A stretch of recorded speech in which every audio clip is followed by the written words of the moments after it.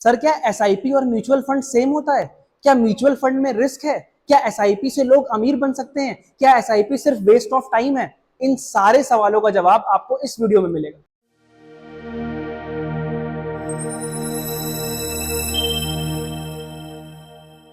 Hello everyone, this is Rajat Manchanda and welcome to the learning tree. आज हम लोग समझेंगे एसआईपी क्या होती है और ये जो एक मिसकंसेप्शन है कि एसआईपी और म्यूचुअल फंड ये सेम होता है, इसमें एक्चुअली क्या फर्क है। तो एसआईपी क्या है, इसकी वर्किंग कैसे होती है, ये क्यों इतनी ज्यादा बेनिफिशियल मानी जाती है और म्यूचुअल फंड से ये किस तरीके से अलग है, इन सारी चीजों को आज हम लोग डिटेल में समझेंगे। देखिए एसआईपी क्या होती है, इस कंसेप्ट को समझने के पहले हमें एक बहुत ही इंपॉर्टेंट कंसेप्ट समझना है एंड दैट इज इन्फ्लेशन, महंगाई। क्योंकि इन्फ्लेशन एक ऐसी चीज है जो किसी भी तरीके के इन्वेस्टमेंट को इंपैक्ट करती है। किस तरीके से इंपैक्ट करती है, क्या है, इसको हम लोग पहले समझ लेते हैं। तो आसान भाषा में इन्फ्लेशन को हम लोग बोलते हैं कि जब भी किसी सामान का दाम बढ़ जाए और आपके पास जो पैसे हैं, आपके पास जो नोट है 100 रुपए, 10 रुपए, 50 रुपए की, उस नोट की वैल्यू कम हो जाए, तो इस सिचुएशन को हम लोग बोलते हैं इन्फ्लेशन आ गया, महंगाई आ गई। होता है ना कि आज की डेट में आप जो पेट्रोल लेने जाते हो वो लगभग आपको 100 रुपए लीटर मिलता है, लेकिन आज से 2 साल 3 साल पहले की बात करें तो वही पेट्रोल आपको 80, 85 या 90 रुपए में मिला करता था। तो कहीं ना कहीं महंगाई जो है वो बढ़ी है, महंगाई बढ़ी है। तो इसीलिए 1 लीटर पेट्रोल अफोर्ड करने के लिए आपको आज से 2-3 साल पहले 80-85 रुपए देने पड़ते थे, लेकिन वही 1 लीटर पेट्रोल, उसकी क्वांटिटी में फर्क नहीं आया, वो 1 ही लीटर है, लेकिन उसको खरीदने के लिए अब आपको ज्यादा पैसे लगाने पड़ते हैं। तो this is what, this is inflation. अब इन्फ्लेशन का डायरेक्ट रिलेशन इन्वेस्टमेंट से कैसे है, आइए समझते हैं। तो यहां आपको दिख रहा होगा, inflation is the rise in price of goods services over time. कि समय के साथ जब चीजों का दाम जो है वो बढ़ जाए उसे हम लोग बोलते हैं inflation. It reduces purchasing power of money. वो भी मैंने आपको भी बताया कि जो आपके पैसे की परचेजिंग पावर है, कि पहले आप जितना सामान उस पैसे से अफोर्ड कर लेते थे, अब वो आप नहीं अफोर्ड कर रहे हो। क्यों नहीं अफोर्ड कर पा रहे हो? क्योंकि उस पैसे की जो परचेजिंग पावर है वो समय के साथ कम हो गई है, रिड्यूस हो गई है। तो हमें यह समझना होगा कि किस तरीके से जो इन्फ्लेशन है वो इन्वेस्टमेंट से, एसआईपी से, शेयर से डायरेक्टली रिलेट करता है। आपको ऐसा लगता है कि आज मैं अगर 100 रुपए किसी जगह पे इन्वेस्ट कर रहा हूं और वहां से मुझे एक प्रॉमिस किया जा रहा है कि आपका जो इन्वेस्टमेंट है उसके ऊपर 6% का आपको ब्याज मिलेगा, यानी कि 1 साल के लिए आप 100 रुपए हमारे यहां लगा दो और 1 साल बाद उसके ऊपर 6% हम आपको बढ़ा के देंगे। तो आपको लगा ये तो बहुत अच्छी बात है कि 100 रुपए हम आज लगाएंगे, हमें कुछ करने की जरूरत तो है नहीं, और जैसे ही 1 साल बीतेगा 6% के हिसाब से मेरे पास पैसे आ जाएंगे। तो इस हिसाब से आपके पास कितने पैसे आए? आपके पास आए 106 रुपए। तो आपको लगा जी मेरी इन्वेस्टमेंट तो बहुत अच्छी है, मैंने पैसा लगाया कम, मुझे मिल रहा है ज्यादा 1 साल के अंदर, और उसके लिए मुझे कोई एफर्ट भी करने की जरूरत नहीं पड़ी। लेकिन समझने वाली बात यहां पे है कि इंटरेस्ट तो आपको 6% के हिसाब से मिल रहा है, वो बात ठीक है, लेकिन मेजर जो यहां पे बात है वो ये है कि आपका जो इन्फ्लेशन है, मार्केट में जो महंगाई है, वो किस रेट से बढ़ रही है, इसका पता होना बहुत जरूरी है। अज्यूम कर लीजिए कि महंगाई है, जिस साल आपको 6% का इंटरेस्ट मिला उस साल महंगाई 7% के रेट से बढ़ गई। इसका मतलब सीधा सा ये हुआ कि ये जो आपके 100 रुपए की वैल्यू है, ये 1 साल बाद 7% क्या हो जाएगी? कम हो जाएगी। मैं यहां पे अगर लिखूं तो 93 हो जाएगी। तो अब एक बात बताओ कि आपके 100 रुपए की वैल्यू 1 साल बाद 93 हो गई, यानी कि 7% से कम हो गई। दूसरी तरफ जो आपको पैसा मिल रहा है बढ़ा के, वो 6% मिल रहा है। तो क्या आपको कोई फायदा हो रहा है? बैलेंस भी नहीं हुआ, आप तो उससे नीचे आ गए। कि एक तरफ पैसा तो बढ़ा लेकिन वो इतना नहीं बढ़ा कि वो महंगाई को सब्स्टिट्यूट कर पाए। तो ये देखना बहुत जरूरी है कि जिस रेट से मार्केट में इन्फ्लेशन बढ़ रहा है, आप जहां भी पैसा लगाओ वो पैसा ऐसी जगह पे लगना चाहिए कि उससे ज्यादा एटलीस्ट आपको रिटर्न मिलने के चांसेस हो। बिकॉज अगर उससे ज्यादा आपको रिटर्न नहीं मिलेगा तो वो पैसा लगाना आपके टोटली वेस्ट है। जैसा कि यहां पे देखने को मिला कि महंगाई बढ़ गई 7% और आपका जो पैसा बढ़ रहा है वो खाली 6% बढ़ रहा है। ये उल्टा होता फिर भी मैं एक बार अज्यूम करता कि चलो आपका जो इन्वेस्टमेंट है वो आपको 7% बेनिफिट दे रहा है और महंगाई 6% बढ़ रही है, दैट इज एक्सेप्टेबल।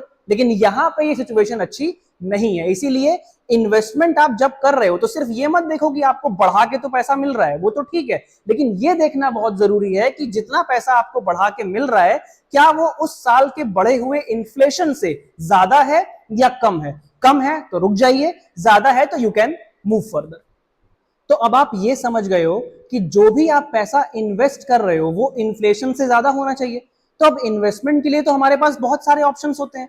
आप शेयर्स में पैसा इन्वेस्ट कर सकते हो, गवर्नमेंट बॉन्ड्स में इन्वेस्ट कर सकते हो, एफडी करा सकते हो, गोल्ड खरीद सकते हो, एंड ऑल्सो एसआईपी के थ्रू भी इन्वेस्टमेंट कर सकते हो। और ध्यान दीजिएगा, मैंने वर्ड यूज किया एसआईपी के थ्रू इन्वेस्ट कर सकते हो, एसआईपी में इन्वेस्ट नहीं कर सकते। ये बात समझने वाली है कि एसआईपी कोई इन्वेस्टमेंट नहीं है, एसआईपी इन्वेस्टमेंट करने का एक तरीका है, और यही क्लैरिटी होना बहुत जरूरी है। जब हम लोग बोलते हैं म्यूचुअल फंड और एसआईपी, तो आप याद रखिएगा म्यूचुअल फंड एक डेस्टिनेशन है जिस जगह पे आप इन्वेस्ट करते हो, और म्यूचुअल फंड में जिस तरीके से आप इन्वेस्ट करते हो उसे हम लोग बोलते हैं SIP, and that is systematic investment plan. तो अब मैं एसआईपी को इतना प्रमोट क्यों कर रहा हूं?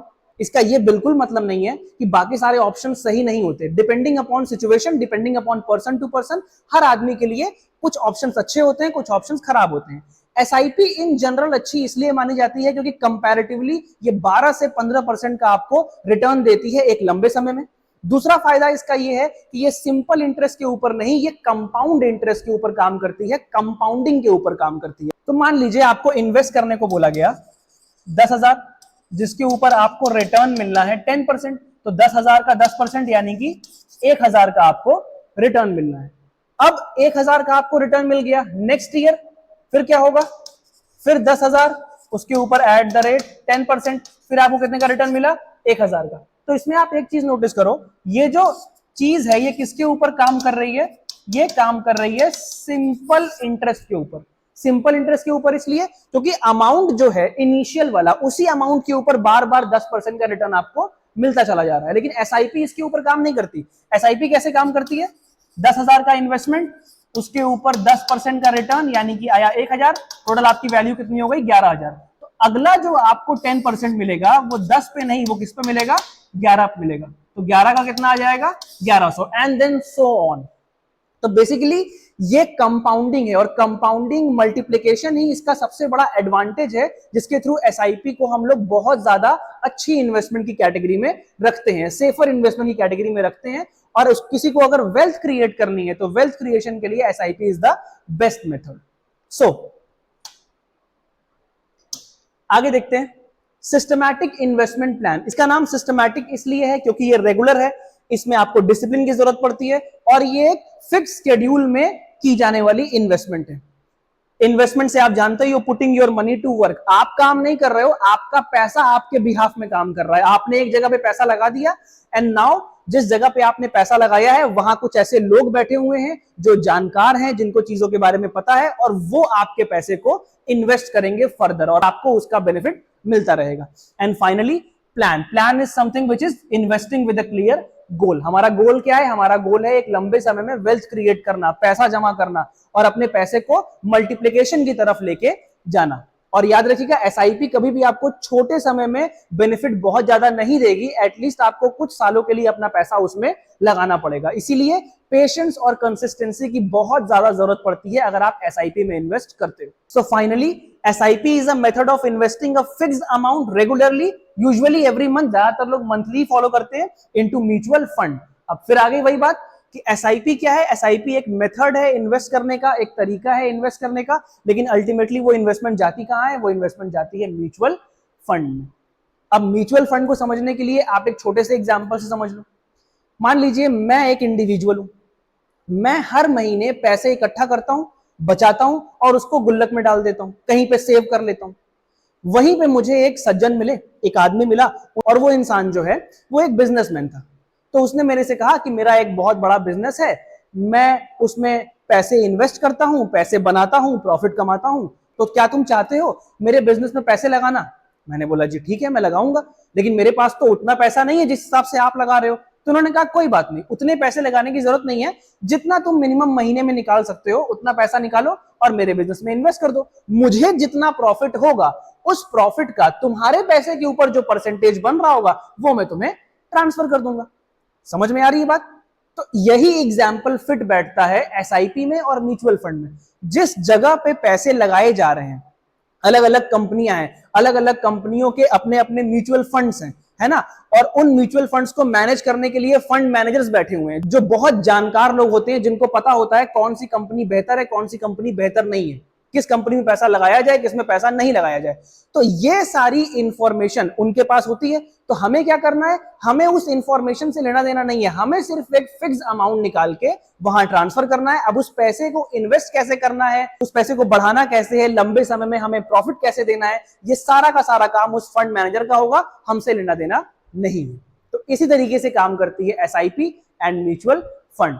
तो यहां पे एक एग्जांपल आपको दिख रहा होगा, think of SIP like a gym membership. जब आप जिम मेंबरशिप लेते हो तो एक दिन में आपको बेनिफिट नहीं होता, लेकिन लंबे समय की एक्सरसाइज के बाद, कंटिन्यूअस वर्कआउट के बाद एक समय ऐसा आता है तो आपकी बॉडी रिटर्न देना शुरू कर देती है, आपकी हेल्थ अच्छी हो जाती है, आपकी फिजिक अच्छी हो जाती है, आपकी स्किन ग्लो करना शुरू हो जाती है। तो इसी तरीके से काम करती है एसआईपी की। कम समय में आपको थोड़ी प्रॉब्लम हो सकती है पैसा निकालने में, लेकिन एक लंबे समय में आपको बेनिफिट होना फिक्स्ड है।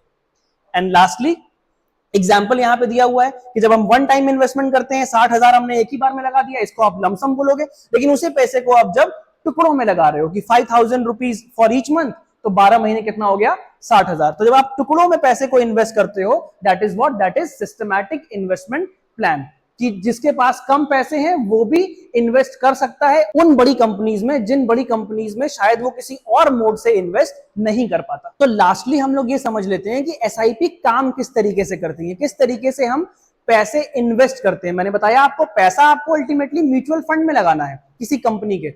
अब आप बोलोगे सर ये बार बार आप म्यूचुअल फंड्स यूज कर रहे हो, एग्जैक्टली ये क्या है?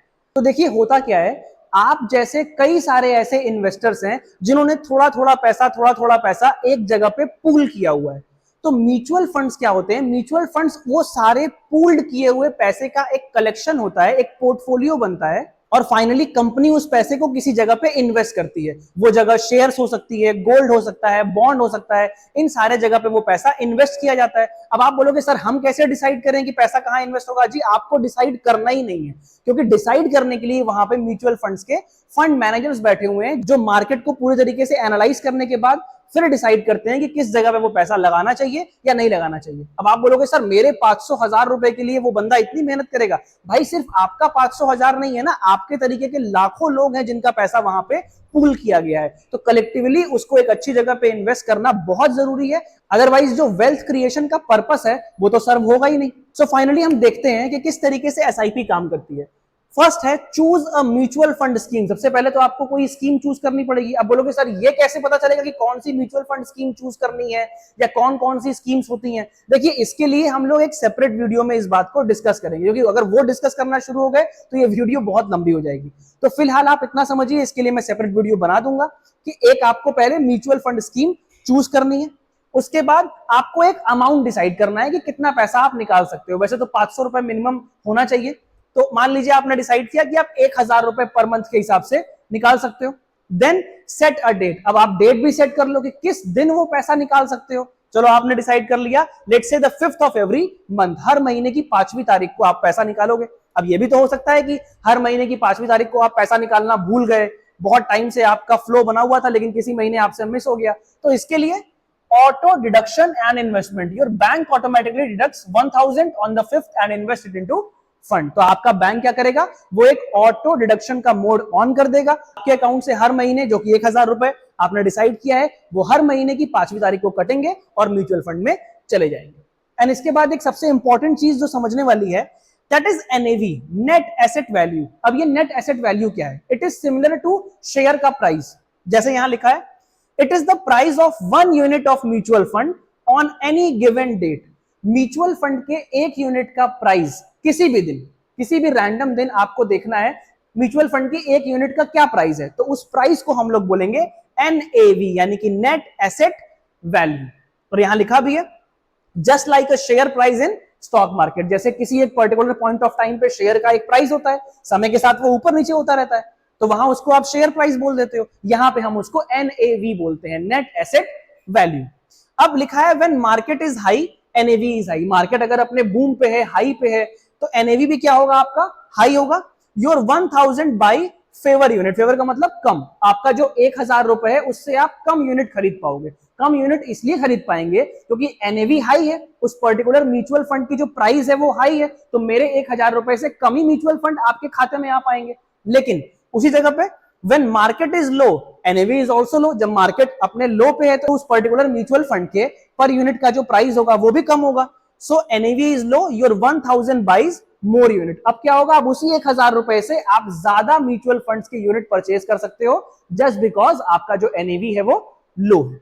इसीलिए यहां लिखा है over time across all ups and downs of the market you end up buying unit at an average cost. तो हम लोग बेसिकली एक एवरेज कॉस्ट पे ही यूनिट्स को परचेज करते हैं जो कि अप्स एंड डाउन्स मार्केट के अंदर लगे रहते हैं। और यहाँ पे एक एग्जांपल के तौर पे छोटा सा टेबल दिया है, वो जो आप देख लीजिए। तो मान लीजिए जनवरी में एनएवी जो है वो 20 है और आपने इन्वेस्टमेंट के लिए पैसे कितने रखे हैं हर महीने, वो रखा है 1000 रुपीज। तो ऑब्वियसली आप कितने यूनिट परचेज कर लोगे, 50 यूनिट परचेज कर लोगे। फिर फरवरी की बात करें, अब एनएवी देखिए कम हो गया, एनएवी हो गया 15। अब एनएवी कम हुआ है तो ऑब्वियसली आप ज्यादा यूनिट परचेज कर सकते हो क्योंकि उसकी जो प्राइस है वो घट गई है। तो 15 रुपए अगर एनएवी हो गया, अभी भी मेरे पास कितने 1000 रुपए हैं, तो अब मेरे अकाउंट में जो यूनिट है वो कितने हो जाएंगे 66। यही बात यहां लिखी थी कि जब एनएवी लो होगी तो आप ज्यादा यूनिट्स परचेज कर सकते हो। अब देखिए यहाँ एनएवी हाई हो गई, प्राइस जो है वो बढ़ गया। जब किसी चीज का प्राइस बढ़ गया है तो ऑब्वियसली जितनी यूनिट आप पहले खरीदते थे उतनी तो आप नहीं खरीद पाओगे। अमाउंट आपका स्टिल 1000 रुपए है, अब आपके खाते में जो यूनिट आएगी वो कितनी आएगी 40। और यहाँ पे वही बात लिखी थी, जब एनएवी बढ़ेगा तो आप कम यूनिट को परचेज कर पाओगे। तो अल्टीमेटली ये एक विन विन सिचुएशन ही होती है कि जब मार्केट अच्छी नहीं भी होती तब भी आपके बिहाफ में म्यूचुअल फंड्स जो है वो मार्केट में चलते हैं, मार्केट में काम करते हैं। इसीलिए कंपैरेटिवली इसको एक सेफर इन्वेस्टमेंट माना जाता है। ऐसा नहीं है कि इसमें लॉस ही नहीं होता, लेकिन हाँ comparatively it is a safer investment. तो आई होप आपको ये क्लैरिटी मिली होगी कि एसआईपी क्या है और एसआईपी और म्यूचुअल फंड्स में फर्क क्या होता है। एसआईपी क्या है, SIP is just a method of investment and mutual fund is your actual investment. तो from my side I am concluding this video and I hope आपको ये लेक्चर समझ में आया होगा। स्टिल अगर आपका कोई भी डाउट है तो वो आप मेरे से कमेंट सेक्शन में पूछ सकते हो। तब तक के लिए बाय बाय, टेक केयर।